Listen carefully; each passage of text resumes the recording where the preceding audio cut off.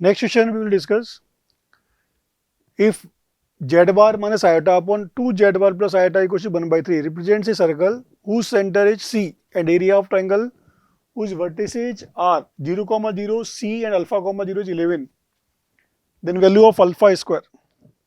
तो देखो ये जो equation that will equation of circle given है, तो सर्कल का इक्वेशन निकाल लेते हैं. Mod of z bar minus iota into 3 that equation होगा mod of 2 z bar plus iota. Circle का सेंटर निकालना है मुझे. तो जेड को सपोज कर लिया एक्स प्लस आयोटा भाई. क्या रखा है इसमें? तो 3 times of x minus iota y plus 1 is equal to mod of 2x plus iota 1 minus 2 by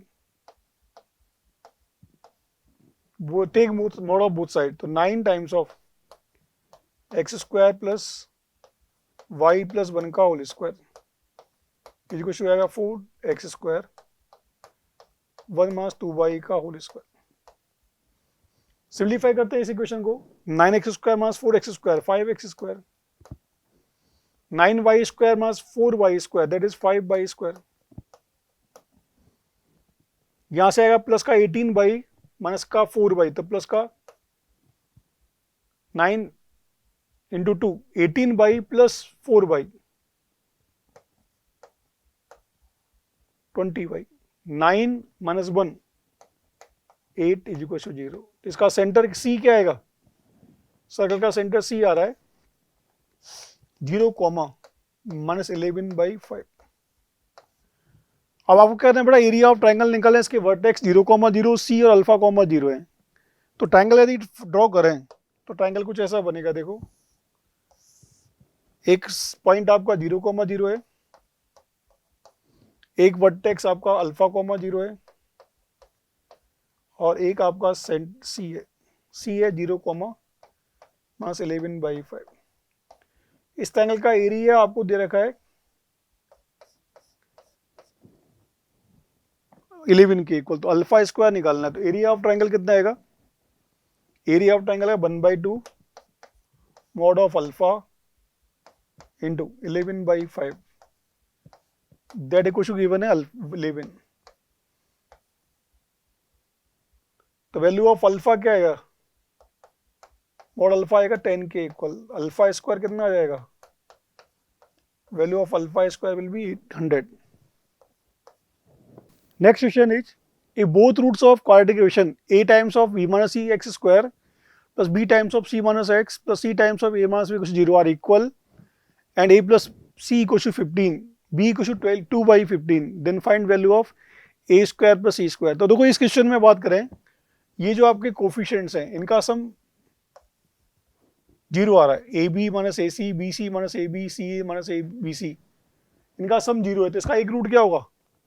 alpha आएगा 1 के इक्वल, बीटा भी 1 के इक्वल आएगा. दोनों रूट इक्वल दे रखे. तो प्रोडक्ट ऑफ रूट्स क्या आएगा? Alpha into beta c into a minus b divide by a into b minus c that is equal to 1. यहां से आएगा बेटा a c minus b c is equal to a B minus A c. 2ac equal to आ गया b times of a plus c. b given है, a plus c given है. ये आएगा आपका बेटा 2/15 इंटू ए प्लस सी 15. ये 2ac की वैल्यू आ गई. तो ac की वैल्यू आ गई 1 के इक्वल. वैल्यू निकालें a square plus c square की. a square plus c square होगा a प्लस सी का whole square minus 2ac. a plus c का square 225 minus 2ac, 2ac value 2. तो value of a square plus c square होगा 223. तो final answer that will be 223.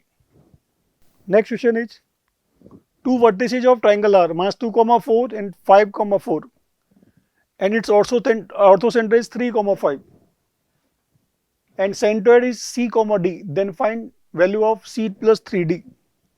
तो triangle के दो vertex दे रखे हैं, ऑर्थो सेंटर गिवन है. दो इन दोनों वर्टेक्सेज का y कोऑर्डिनेट सेम है, यानी ये जो वर्टेक्स होंगे इस तरह से होंगे. एक वर्टेक्स है आपका -2,4, एक वर्टेक्स है आपका 5,4, ये लाइन होगी y = 4। ये वर्टेक्स ए ले लेते हैं x, y। यहां से LT2 ड्रॉ किया, ये ऑर्थो सेंटर गिवन है, ऑर्थो सेंटर इज 3,5। ये line parallel to x axis है, तो ये लाइन y एक्सिस के पैरेलल होगी, यानी ये y एक्सिस के पैरेलल x/3 होगी, तो ये पॉइंट आएगा 3, y। वर्टेक्स ए आ गया 3, y।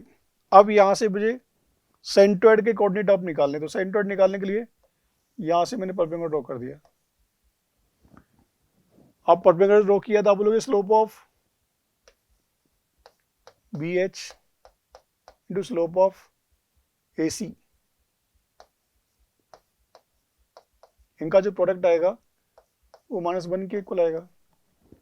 स्लोप ऑफ BH निकालो, 5 - 4 divide by 3 + 2 into slope of AC। Slope of AC आएगा y - 4 divide by 3 - 5, that is equal to -1। तो ये सॉल्व करने पर आएगा y - 4 upon 5 into -2 -10 is equal to -1। y को आ जाएगा 14। ये पॉइंट हो गया आपका 3,14। जो वर्टेक्स है ये आ गया 3,14। वर्टेक्स ए है, वर्टेक्स बी है, वर्टेक्स सी है, तो सेंट्रोइड निकाल सकते हैं हम। सेंट्रोइड क्या आएगा, ये रहेगा C, D। सेंट्रोइड निकालते हैं बेटा, 3 + 5 8 - 2 6 डिवाइड बाई 3 2, 14 + 4 18, 18 + 8 22, 22/3। आपको वैल्यू निकालनी है C + 3D की, तो C + 3D कितना आएगा, C आपका 2 है, 3D आपका 22 है, तो आंसर आएगा 24। तो value of C + 3D, final answer will be 24। Next question is, in the given figure BC upon AB = 1/5, OC vector equal to alpha OA plus beta OB, find alpha plus √2 times of √3 - 1 beta. तो देखो इस case में बात करें, इस diagram को यदि थोड़ा सा ऐसे बनाएं,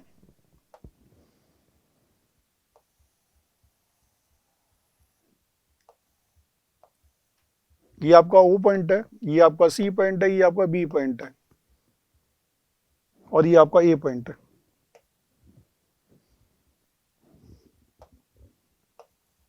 B पॉइंट कहीं है, ये x एक्सिस के अराउंड मान लिया, ये y एक्सिस के अराउंड मान लिया, ये डिस्टेंस r, ये डिस्टेंस r, ये एंगल थीटा ले लिया, ये आपका π/2 है। अब देखो आपको दे रखा है BC अपॉन AB 1/5 है, तो BC की लेंथ x ले लें, AB की लेंथ 5x हो गई, ये एंगल थीटा, ये एंगल 5 थीटा होगा, दोनों एंगल्स का सम क्या आएगा, थीटा + 5 थीटा, ये आएगा π/2, तो थीटा की वैल्यू आएगी π/12 के इक्वल।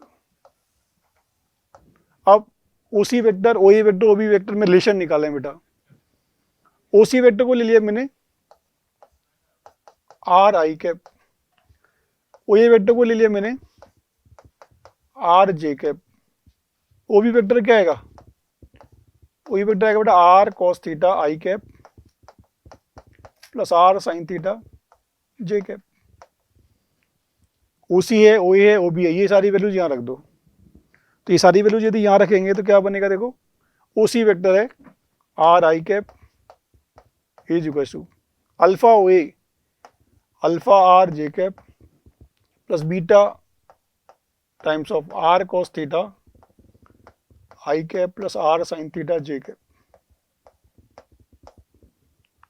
कंपोनेंट्स को कंपेयर कर दो, तो I कंपोनेंट आएगा R beta cos theta equal to R, नहीं बीटा की वैल्यू आएगी sec थीटा। ऐसे J कंपोनेंट को कंपेयर करें, ये आएगा alpha R plus beta R sin theta is equal to 0।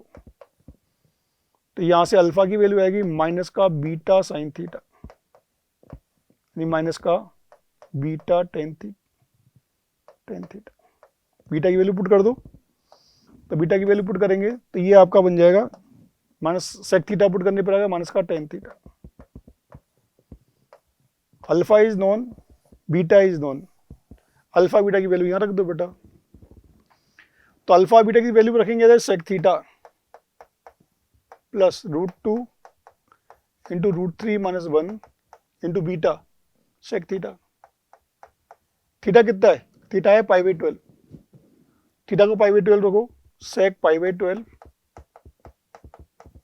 Plus √2 times of √3 minus 1, ये था टेन थीटा अल्फा की वैल्यू।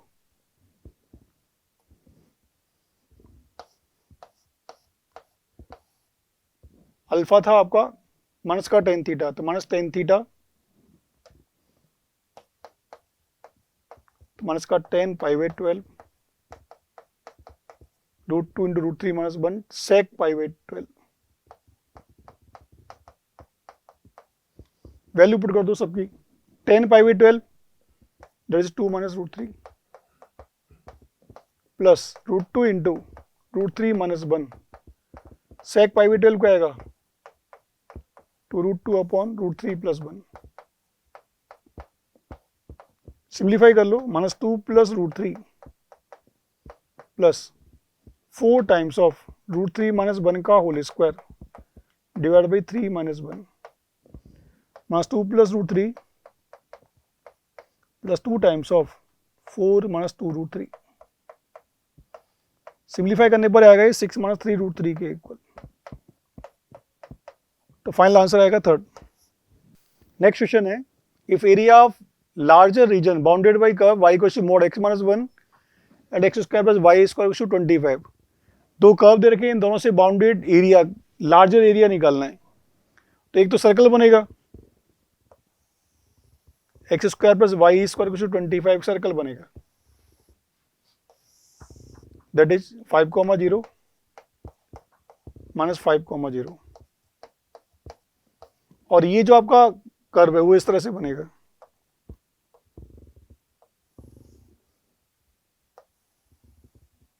ये पॉइंट होगा 1,0।